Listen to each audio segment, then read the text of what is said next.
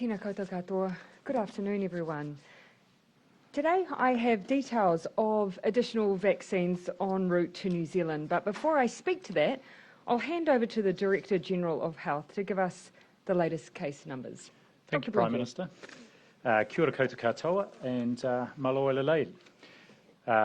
Tongan Language Week this week. There are 13 new community cases to report today, all are in the Auckland region. It takes our total number associated with this outbreak to 868. And of those, pleasingly, 264 cases have now recovered. There are 2 cases to return returnees in our managed isolation facilities. Today we have 30 unlinked cases as we continue to work through the new ones that came in, many of them first thing this morning, and links are being established. And of the 13 new cases today, over half have already had those links made to the current outbreak. On yesterday's 15 cases, we know that 12 of them are contacts of other cases, and 9 of these were household contacts. We also know that 6 were infectious in the community. There are 31 people in hospital today, all in the Auckland area, and of these, 5 are in intensive care or a high dependency unit, and 3 are currently requiring ventilation. Our thoughts remain with these people and their whānau at what is obviously a stressful time for them. Pleasingly, yesterday there were 17,684 tests processed across the motu and 8,472 swabs taken in the Auckland region. This is a further increase on yesterday and again is fundamental to us getting confidence that the outbreak is controlled. Our public health team and clinical teams in Auckland are now widening the scope of surveillance testing to a number of larger essential workplaces to help rule out any undetected community spread, and I want to thank those companies that are working with our teams up there to get those promptly in place. They include today, for example, pop-up testing sites to test staff at a couple of Auckland supermarkets, with a third one of those tomorrow. They are at the moment for workplace staff only, and a reminder to anyone in Auckland that there are still 23 community testing sites operating, as well as general practices and urgent care clinics for you to be tested at.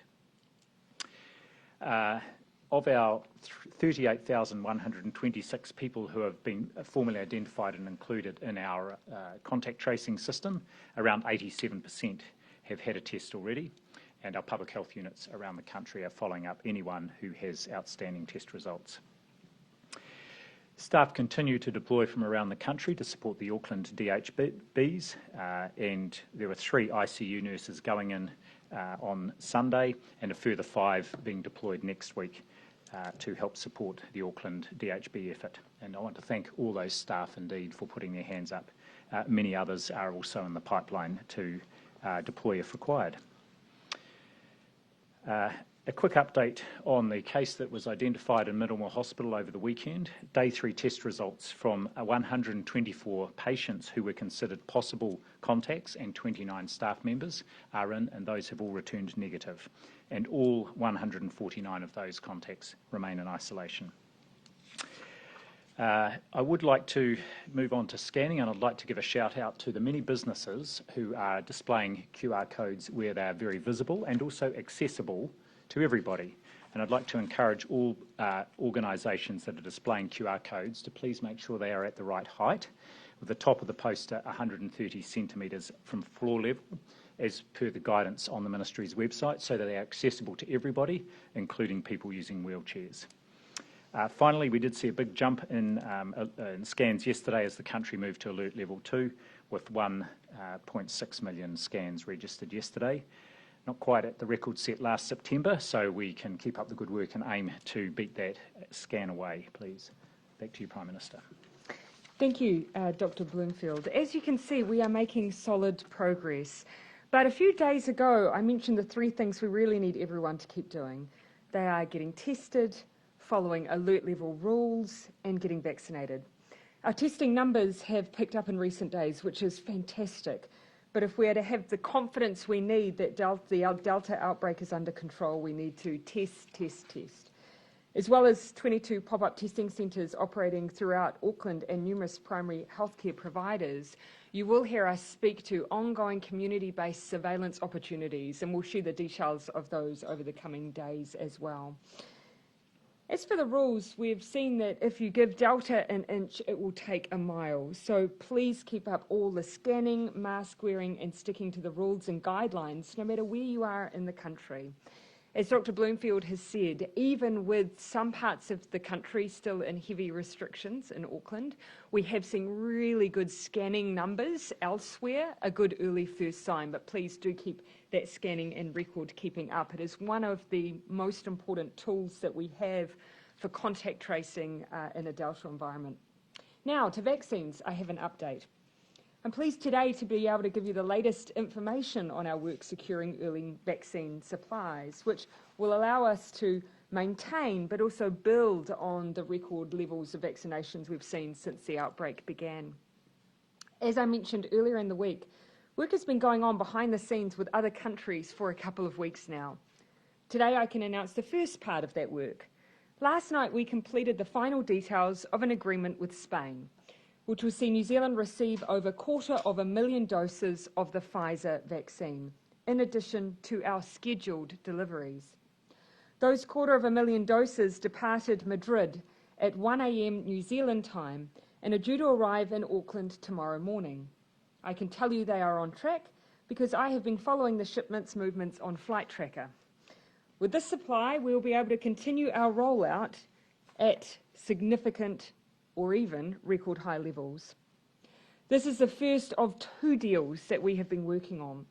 The second is an even larger order, and I anticipate being able to share details of it in the next week or so. I want to thank the government of Spain, and in particular President Pedro Sanchez. I'd also like to acknowledge the Spanish and European Union officials, the team at Pfizer, and the team here in New Zealand who have all helped make it happen. They have been working around the clock, literally day and night. While I cannot go into details of our future arrangements just yet, what I can say for now is that with the assurance of these extra doses, we can keep going with speed until our big scheduled deliveries arrive in October. As you recall, we were actually really working hard to just bridge the constraint we had across the course of this month. As I said on Tuesday, on busy days since the current outbreak began, we've been vaccinating more people per capita than countries like the UK, the US, Australia and Canada did at the peak of their rollouts. In part, this is due to a determined and dedicated group of vaccinators working long days every day to keep our population safe, and I do want to thank those workers.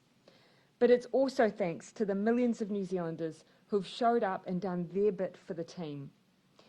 It means that 89% of people aged 65 plus have been vaccinated with at least 1 dose, 89%. And 77% of those aged 40 plus have had at least 1 dose. And what I find really heartening, given we only opened up to everyone on the 1st of September, is that 64% of people aged 12 plus have had at least 1 dose.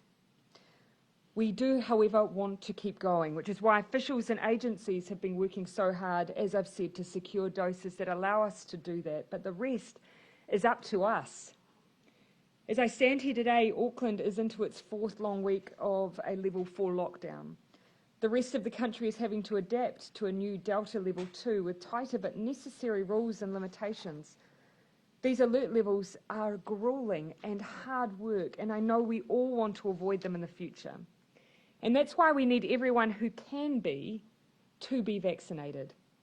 High vaccine uptake is part of our path to opening back up confidently. I've been asked often, what is the magic number? How many of us need to be vaccinated? My answer is everyone. In part, that's because I hate the idea of even one preventable death. And with the vaccine, we know that the chances of someone's life being taken by COVID is dramatically reduced. But it's more than that. If everyone who can be vaccinated is vaccinated, you are potentially saving the life of someone who can't be. There have been many devastating stories in this outbreak, including the case of a 1-year-old child who fell ill with the virus. In fact, 121 of the New Zealanders who have tested positive in the last 3 weeks are under 9 years old. These are children who at this stage cannot be vaccinated. So they need us to be, all of us. In 2020, our COVID response led the world. In 2021, I want our vaccine rates to. So if you're a business owner who wants to avoid lockdown and you've already been vaccinated, there is more you can do. You can encourage and support your workforce to be vaccinated. If you're in a sports team and you've been vaccinated, there is more you can do. You can encourage all your teammates to get vaccinated. And if you're a vaccinated faith leader who wants your congregation to continue to be able to worship together, you can help support and enable that by supporting your congregation to be vaccinated as well. We now have enough vaccines to vaccinate everyone in New Zealand who is eligible at pace. So now it's up to us. If you haven't already been vaccinated, there are a range of places that you can be, including GP clinics, drive-through centres, marae-based centres, community pharmacies and Pacific providers. More primary care sites are coming on stream each day, along with more drive-throughs. Walk-ins or drive-throughs are welcome at the Auckland Airport Park and Ride and the Trust Arena in Henderson. The first in a series of Pacifica mass vaccination events started today in Auckland. Outside of Auckland, there is a drive-through at 223 Kiareroa Whangarei and walk-in clinics at Te Awa in Hamilton, Oratoa Clinic in Porirua and Pipitea Marae in Wellington and a number of other sites around the country. So to everyone, if you're not yet vaccinated, make a booking or drop into a site that allows walk-ins today. Let's see if we can top the tables. But more importantly, let's make sure we look after one another. Happy to take questions. Amelia. Thank you. At Middlemore Hospital, we know that staff didn't have room to shift the patient after he was tested, and others have had to be discharged early due to a lack of space. Are you worried that our health system just simply won't cope in the event of a more significant outbreak? Hand to Dr. Bloomfield. What I can say is the health system has been preparing for a surge like this, and in the Auckland region has coped very well. It's had support from around the country.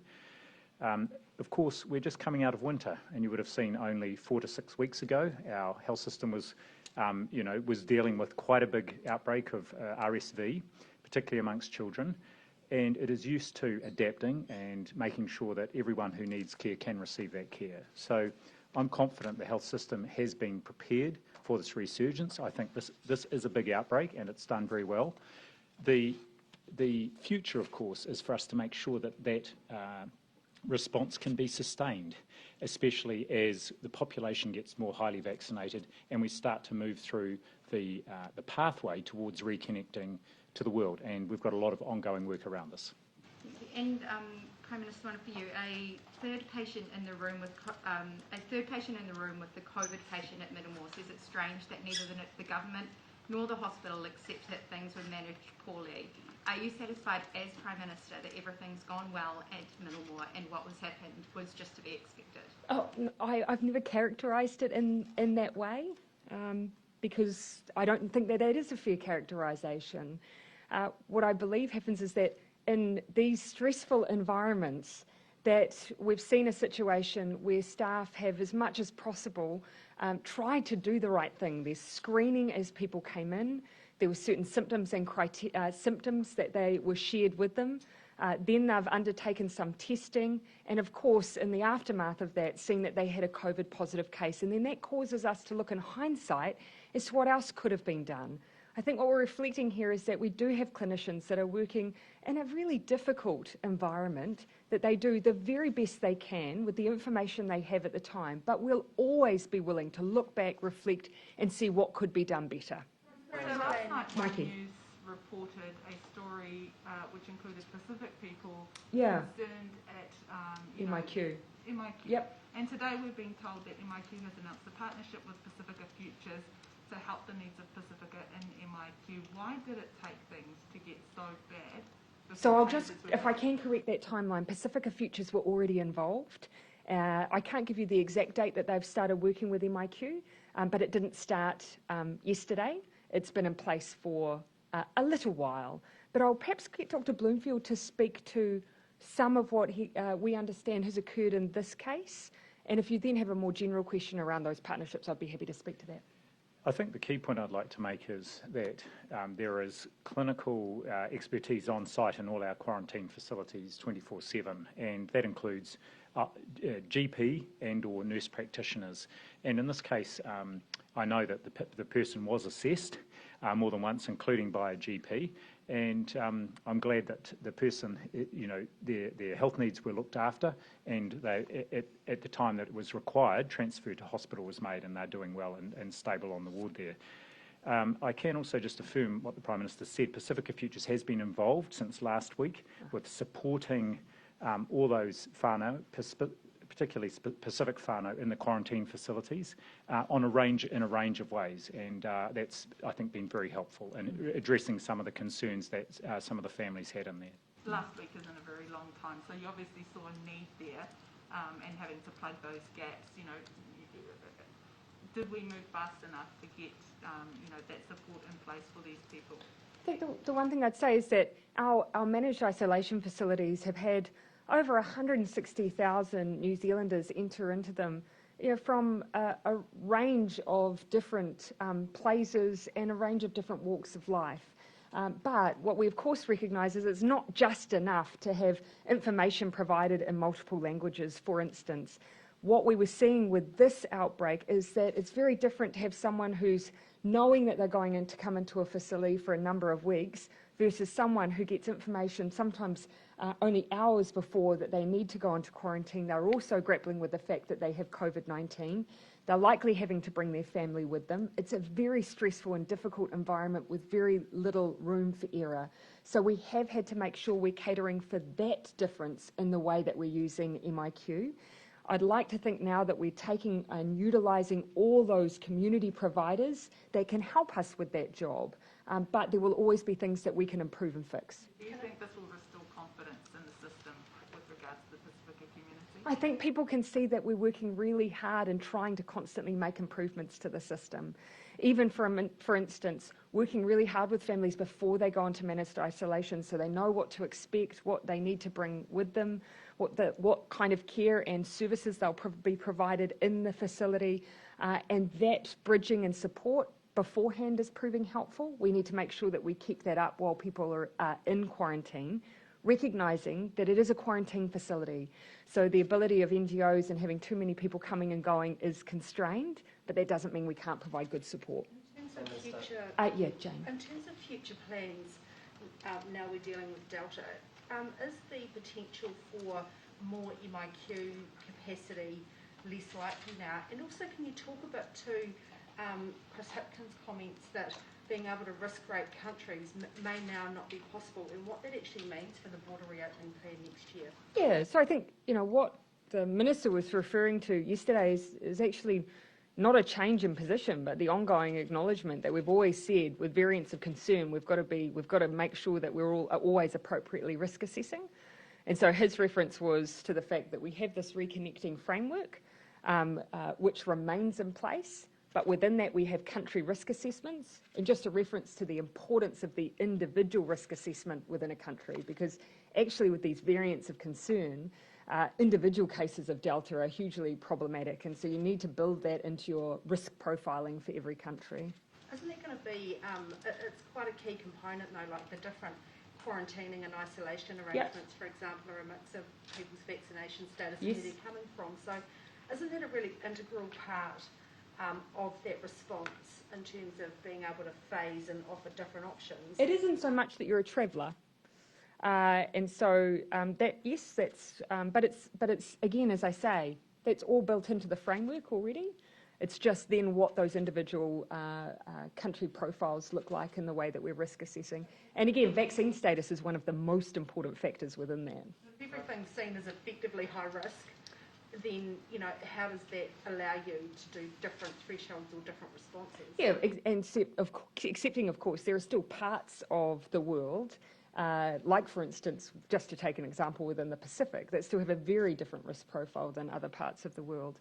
But I think what we've always said is within this risk framework, we've always got to be willing and able to adapt to the variants of concern. I think there's been an assumption that somehow our reopening plans have dramatically changed. I'd say that is not the case. We just have to build in, as I say, the impact of Delta and the way that we risk profile. But we've always kept room for that. to MIQ, does Delta mean that there is now less likely ability to increase capacity at MIQ? No. No, I don't see it necessarily affecting the capacity, but we're always looking for ways to reduce down risk. Numbers is one way to do that, but there are other levers we think we can pull too, and we're constantly assessing those, and you've seen us do that on cohorting, pre-departure testing and so on, and I think there are probably some even more initiatives that we can likely introduce there. Dr. Bloomfield. Yeah, I'll come to Joe and then across to Ben. Dr. Bloomfield, what prompted you to change your advice around pre-departure tests for New South Wales return flights to Auckland? Actually, that was always the intention, and when we put up the advice initially around people flying back from New South Wales who were coming into MIQ, all of Australia was essentially had an exemption from pre-departure testing. We used it in a couple of settings, so people flying from Queensland and Victoria at different times, and then what we've done since is do the work to take Australia off the list of countries that have an exemption from pre-departure testing, and that work has proceeded as was signalled and has now come to its conclusion, and the decision has been made now to require pre-departure testing for people flying from Australia.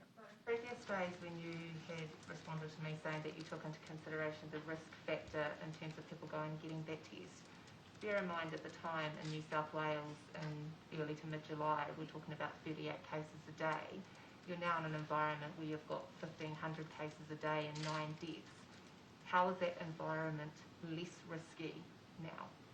Oh, can I just jump in firstly and then come to Dr. Bloomfield?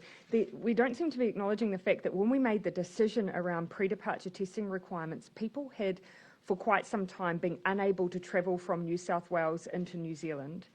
A decision was made that we would put on red flights, but the amount of time people had to get on those red flights, from my recollection, was it was a very short window of time. So that was part of the issue as well, was the availability of those flights that we were opening up in order to get people then into a quarantine facility. That coupled alongside the view of public health around the risk profile of there being roughly 38 cases a day versus going to get testing, when of course, again, testing in an environment where you're asking for a 72-hour pre-departure test doesn't necessarily pick up every risk. So those were all of the factors. Yeah. On that, sorry, I just realised I cut off Dr. Bloomfield from answering your primary question. Though. Yeah, I mean, just to reiterate that at the time, our considered public health assessment was that because we were putting in place a requirement for those people to come into managed isolation and quarantine with day 01 testing and all the other measures in place, that there was not a need to add pre-departure testing at that point in time for people flying out of Sydney. Okay, but in terms of what you both said, the period in which those flights ran for was 5 weeks, and people would have had 72 hours, and the cases were at 38 odd a day, versus 1,500 now, and you've got a flight running next Wednesday, and the expectation is that you have a 72-hour period before that as well. So yep. I guess the question I'm trying to get an answer to... You want to know why we didn't bring it back in at some point? Well, you've brought it back in now, but the risk factor, and you have both said to me that it was about the risk factor of these people picking up COVID if they went and got a test in conjunction with the 72-hour period and what constraints that would put on catching the flight. I'm trying to understand how going and getting a test in an environment where Delta is 1,500 cases a day, how that environment is less risky than when there was 38 cases a day, because that was the rationale I got given. So that's, you've in itself, you've answered your own question, because you've pointed out that it was not just one factor, there were multiple reasons we were given that advice at that time.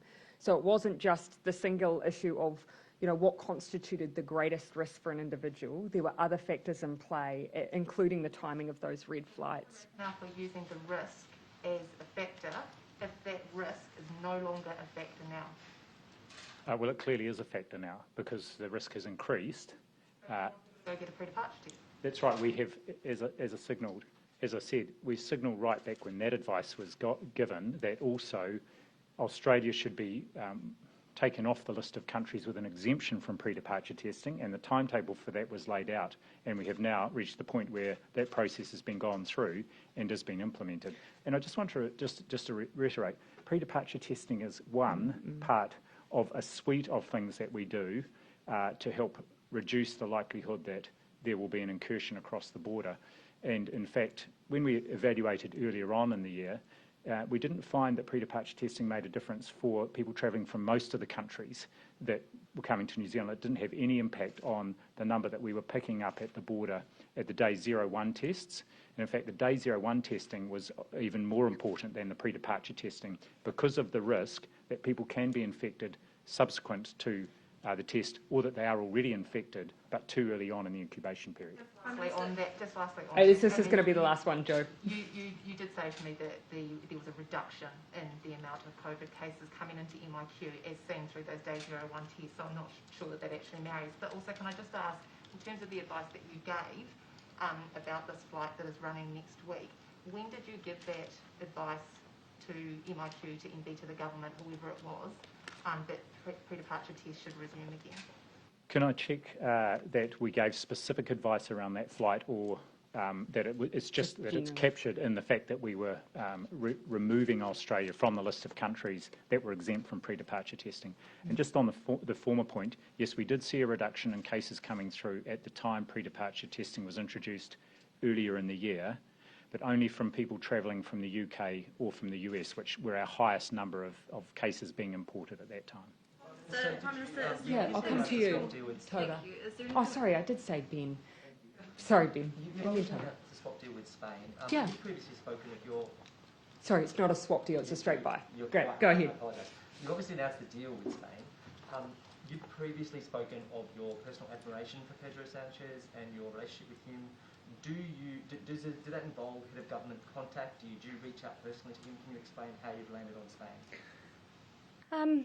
Well, look, there are a number of factors, of course. I don't think it's fair to describe any place in the world necessarily as having surplus doses. It's a matter of different places in the world being at different stages in their vaccine rollouts. And of course, I think the goal of everyone is to make sure that all of those doses are being utilised. And that is what everyone is working towards, the utilisation of those doses. And so part of our thinking was not just where we might be able to maximise the utilisation of those doses, it also actually mattered where doses were manufactured. We needed to get as close to the regulatory alignment with the production of those doses so that they could match our existing approvals. So that immediately narrows down the number of places that might be receiving from similar sites of manufacture, and therefore that we could match our batches with. So quite complicated. It is fair to say, though, that there was some leader-to-leader engagement, and I don't think that was necessarily determinative, but it just so happens that there were relationships there that meant that I could have those conversations and did so. And that sometimes just possibly, I can't say either way, but sometimes possibly speeds things up. For the vaccine that Australia ended up dealing with from Singapore and from the UK? I didn't hear the first half, sorry. In the mix previously for the vaccine that Australia ended up swapping with? I couldn't say definitively. It's fair to say that we had a number of early conversations, and some of those early conversations were to narrow down, because we had a very specific window, and it was, you know, those 2 weeks in September, because of course we've got those large doses coming through in October. So that's when we were looking for, particularly, you know, the availability of doses, then the ability to deliver in that time frame all of the legal and regulatory requirements. So immediately that narrowed down some of those conversations quite quickly. As I've said, though, the next agreement that we're working on is larger than this one, but we have good confidence that in conjunction, the two of them carry us through. Toba. How concerned are you about freight supply with 2 inter-islander ferries out for maintenance later this month, leaving just one operational ferry, and is there any role there for... I've not had anyone raise any concerns with me over that issue, and of course, as you would expect, with routine maintenance, of course, we'd always be seeking for those involved to have an eye to impacts on our supply chain, particularly given the environment we're in at the moment. Bloomfield, can you please clarify the rules for hairdressers? There's a bit of confusion within the industry about whether when a client is in the chair with the stylist, whether they have to take their mask, keep their mask on, or if they can take it off. It's a staff member that's meant to wear The it. stylist is the person that has to wear the mask. Yeah. I've been thinking about this myself ahead of the weekend. I think it'd be very hard to have your hair cut, whatever gender you are. Are you due a trim? Apparently. So Twitter says. Yes, hard. I think if you've got a mask looped around your ears, so it's definitely a requirement on the person doing the coiffure. I can tell you that we have very pragmatic conversations about these issues when we work them through as a cabinet. Yeah. Yeah. Yes. The nurses' union's very concerned about the visitor policy at Auckland Hospital. Yeah. And they've asked WorkSafe to get involved. Yes. Should this policy be changed? Yeah, I'm going to let Dr. Bloomfield speak to this, because it's fair to say I was asking similar questions.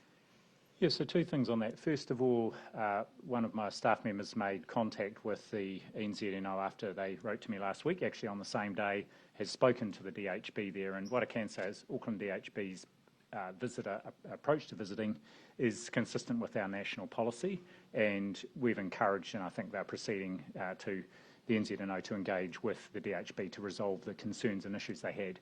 At the same time, our team is working with people from across the DHBs to review and revise the visitor policy in light of the Delta, as we're doing with a lot of our work, and that work's being concluded today. So there will be updated guidance, which it will be our job is to make sure that all the district health boards have got that.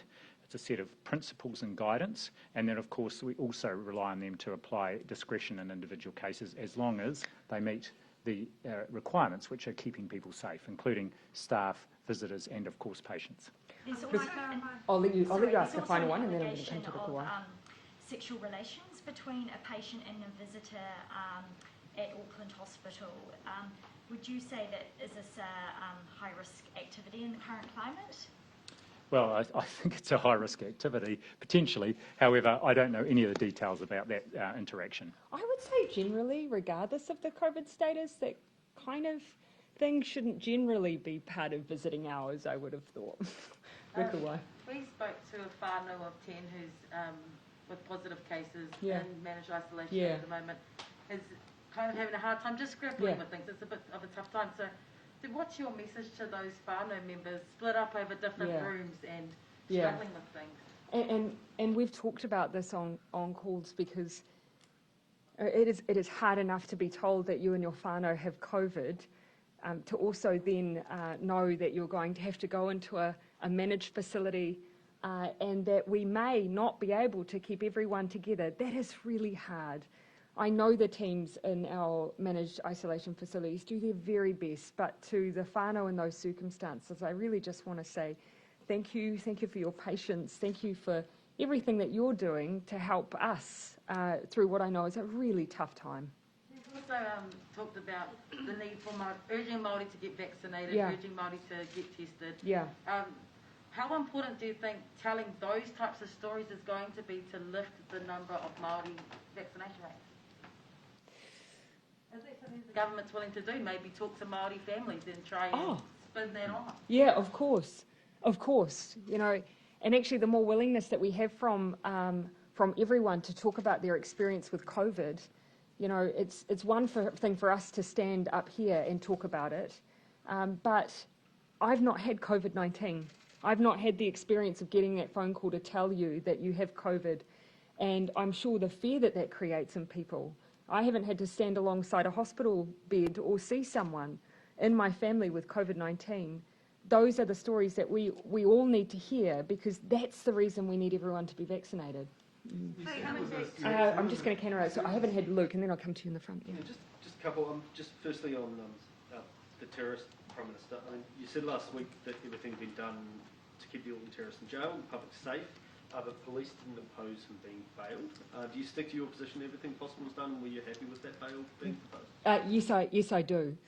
I have seen the police's explanation for those circumstances, and my recollection is that they had previously sought bail, but I would want to go and check their account again of those circumstances. But I know part of their rationale as well was that their view was that they had exhausted all those legal channels and needed to begin preparing for what they perceived to be an inevitable release at some point into the community. Keep in mind, he had been kept in prison for 3 years, and large portions, as I recall, was on remand. And just on on COVID, one thing, firstly, we paid the same price for the vaccine as we've been paying for Pfizer, or did Spain get a bit of a finder's fee? And for Dr. Bloomfield, is there any specific advice around about person-to-person interactions within the mental health space? Because obviously mask wearing can be a bit of a barrier and can make some of those interactions much more difficult. So I'm just curious about that as well. On the commercial arrangements, obviously there's obviously going to be limitations to what I can talk about there. But what I can clarify is that very much New Zealand was going out and seeking the additional doses. So that might help in part answer one of your questions around finder's fees, was it?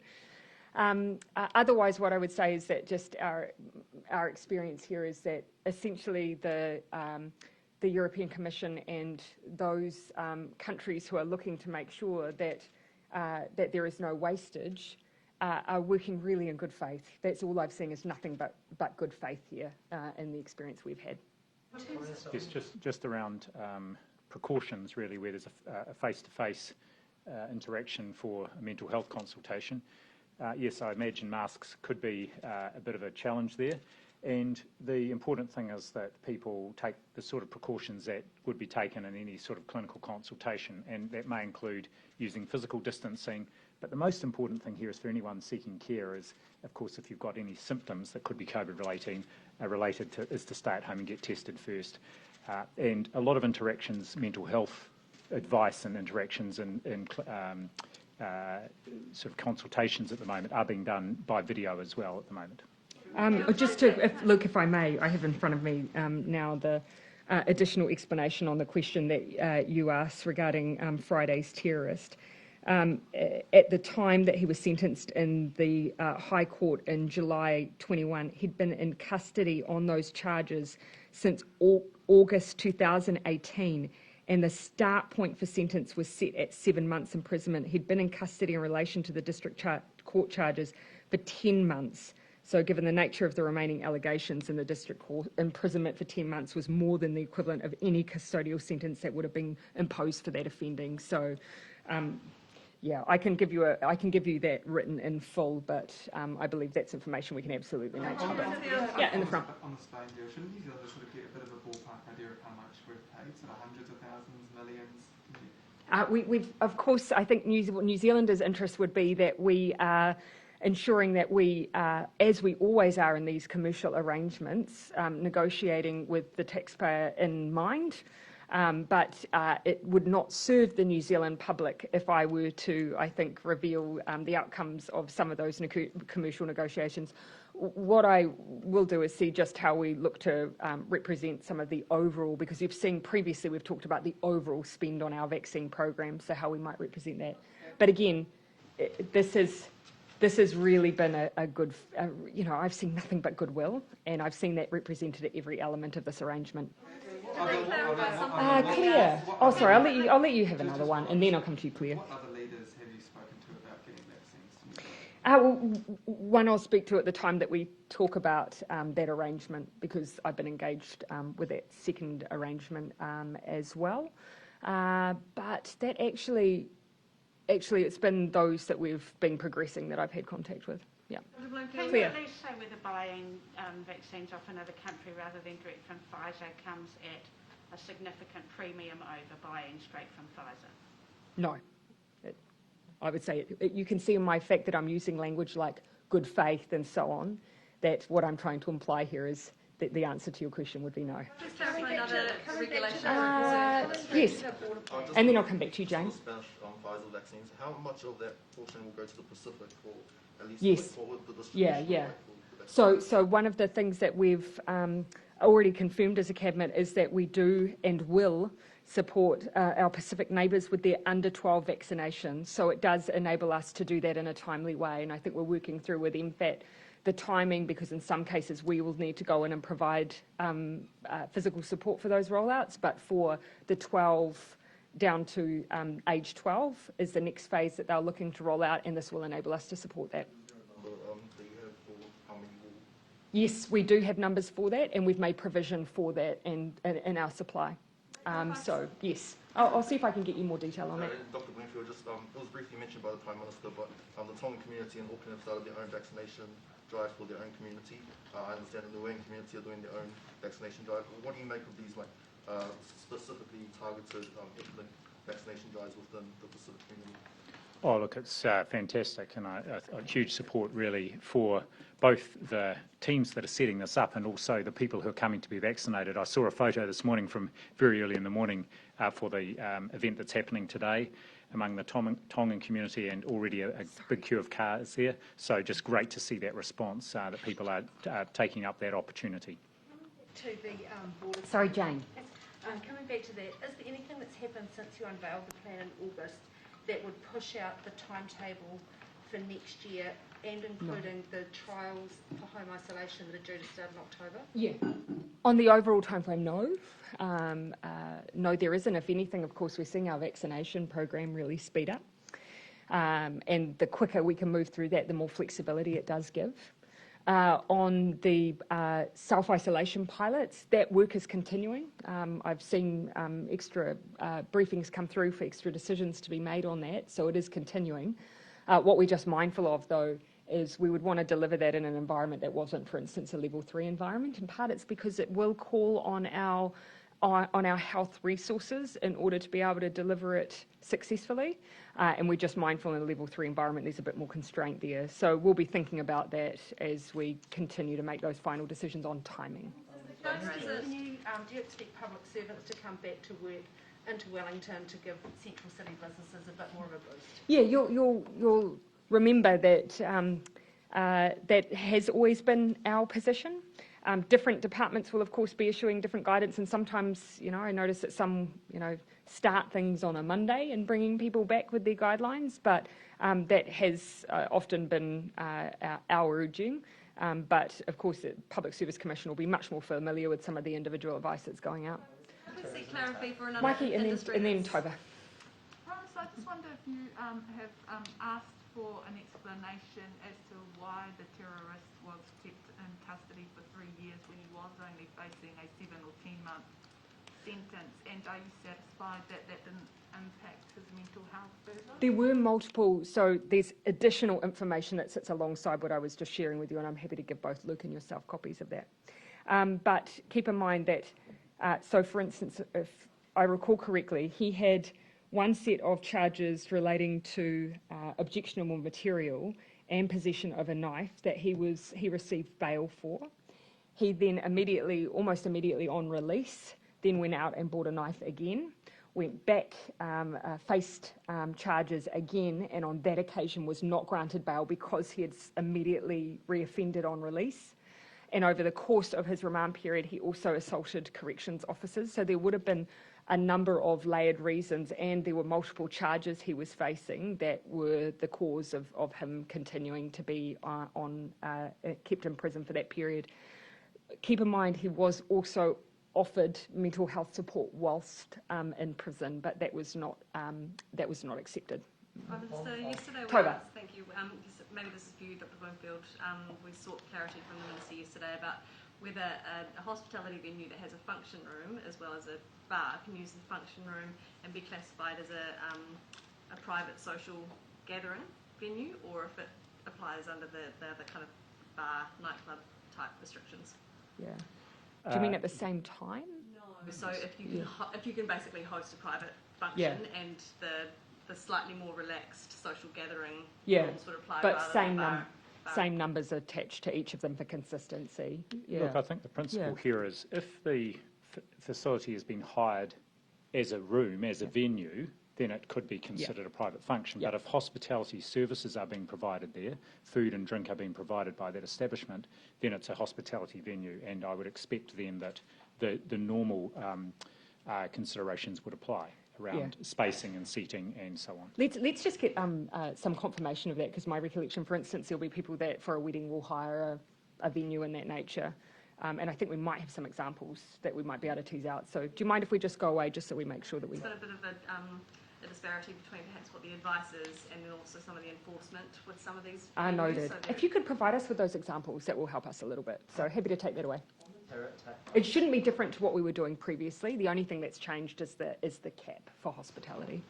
on Ben. the terror attack, have you given further thought to the appropriateness of what sort of inquiries? Yeah, held? yes. Because obviously the opposition leader has written to you, Yes. giving a public inquiry. Yeah. How are you going to do it? Look, some of the rationale that's been given by the opposition leader, I disagree with. The statement that, in part, to support that is, for instance, a misrepresentation of the immigration law. However, on the question of an inquiry, we have not ruled anything out at this stage, because really what I'm waiting for, there are multiple agencies or external entities that have the ability to inquire into this event.